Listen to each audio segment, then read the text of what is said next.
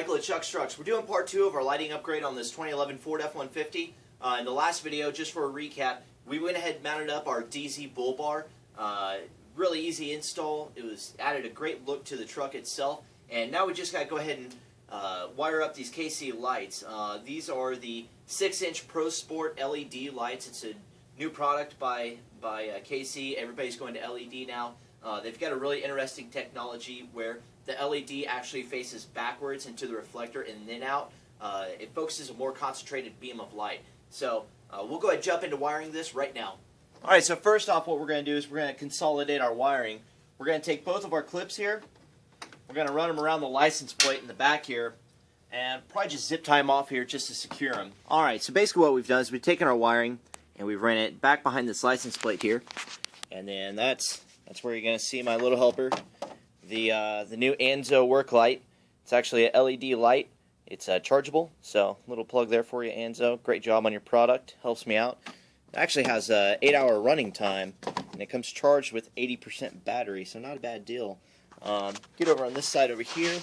What you notice here is that we took our, basically both of our wiring harnesses that go to our lights, and we've just ran them behind that license plate, secured them with zip ties right here, and then we're just going to get our wiring harness and start feeding it down into these guys.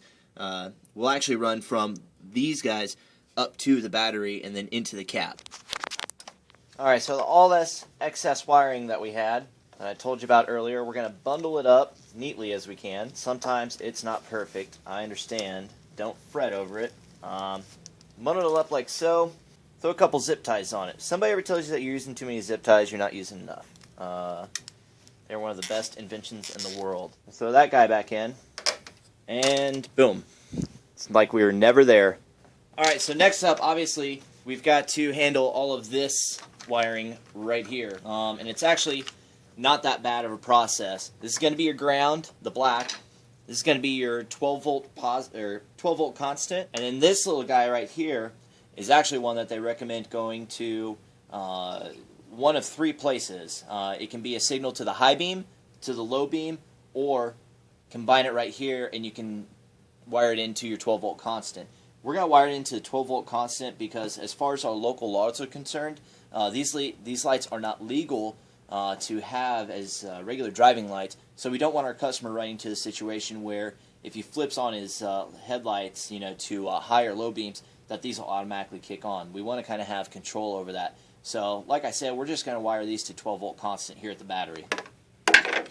Alright, so basically, instead of making you sit here and watch me do all the wiring, it's a pretty straightforward process. Just get everything concealed as much as you can. As you can see here, I've sort of tucked everything around the positive battery cable leads and zip tied it all together. Right here, these are going to be your fuses. You want to have these as close to the battery as possible. That's why they build that way. So we've got our white, which is going to be our signal, and then we've got our yellow, which is our 12-volt constant.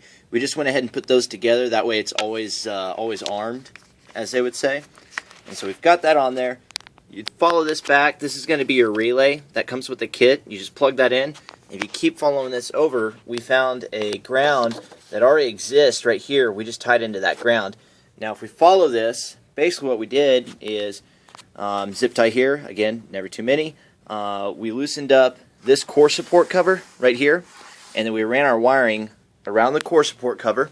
We took a little bit of wire loom that we had on the side, covered up these wires so it's a little bit cleaner, ran it down here through this channel here, and then if you notice back there, the wires are actually entering the cab through the same spot that your factory wiring harness comes out of the cab into the engine bay. So once we come around this side, what we've got is our wires coming out here. So there's both of those guys. We've got them zip tied in the back here, and then where we're planning on putting this button is going to be right here. And you got 2 ways you can mount it. You can mount it just like this, or it actually comes with another little bezel that you can mount it in a separate spot. We're just going to go ahead. We've already checked. There's no electronics back here, nothing that would prevent us mounting this here. So just for a nice clean install, we're going to mount it in the same spots as the lights. That way it's easy to get to. And as always, the step-up bit is our friend here because we can just do one little portion at a time until we get to the right fitment that we're looking for. So